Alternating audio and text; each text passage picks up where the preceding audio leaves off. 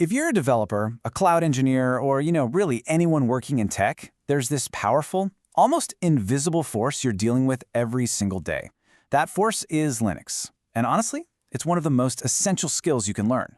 So in this explainer, we're going to break down exactly what it is and how you can get started.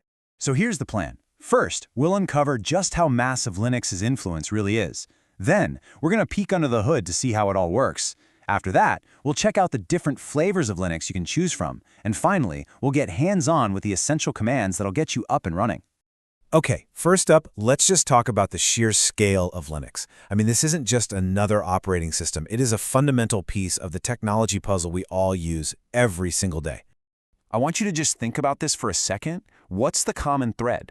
What connects the websites you visit, the smartphone in your pocket, and all those cloud services that store your data? You might be surprised by the answer. The answer to pretty much all of that is Linux. It is the true invisible giant of the tech world. The vast majority of internet servers? Yep, running on Linux. Your Android phone? That's powered by the Linux kernel.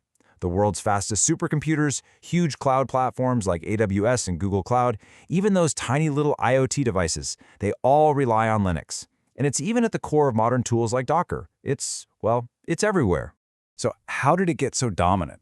Well, there are a few huge reasons. First off, it's open source. That means anyone can see the code, change it, and share it, which leads to some incredible flexibility. It's also just legendary for its security and stability, which is exactly why it's trusted for the most critical servers. And for anyone in development or DevOps, it's the absolute standard for building, deploying, and automating pretty much everything, especially in modern fields like MLOps.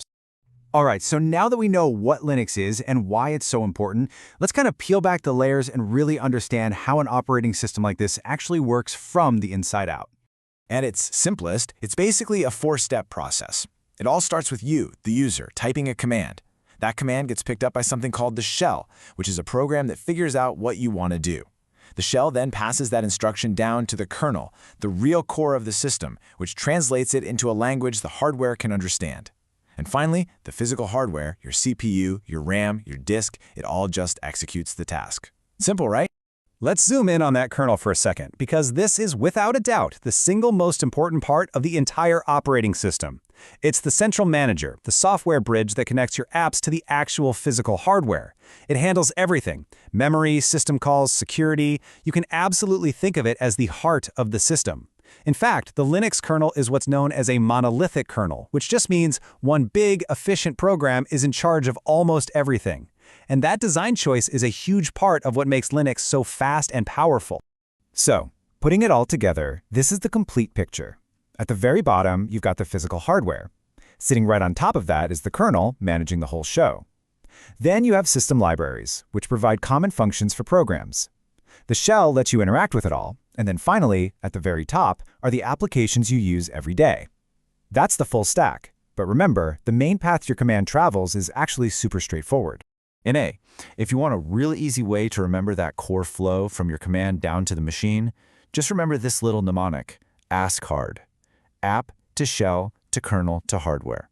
It's a simple trick to keep that fundamental architecture straight in your head. Now for one of the coolest, but sometimes most confusing things about Linux, it isn't just one single thing you can download. It comes in a whole bunch of different versions or distributions, which we're about to explore right now. So, what on earth is a distribution, or distro for short? Well, it's the complete package. It takes that core Linux kernel we just talked about and bundles it with all the other software you need: management tools, applications, and usually a nice graphical desktop environment. It's what turns the kernel from an engine into a fully usable day-to-day operating system. And there are so many distros, each with a different focus. Ubuntu is probably the most famous one. It's fantastic for beginners because it's so user-friendly. Debian is kind of its super stable and reliable parent. It forms the base for a ton of other distros. Then you've got Fedora, which is great for enthusiasts who want all the latest cutting-edge features. And then there's something like Rocky Linux, which is built for enterprise servers where stability is the absolute #1 priority.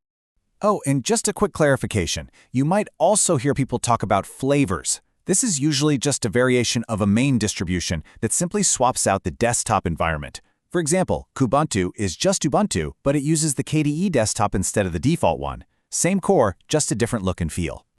All right, enough theory. The best way to learn Linux is by doing. So for our final section, we're going to get our hands dirty, dive into the terminal, and learn the essential commands you'll be using constantly.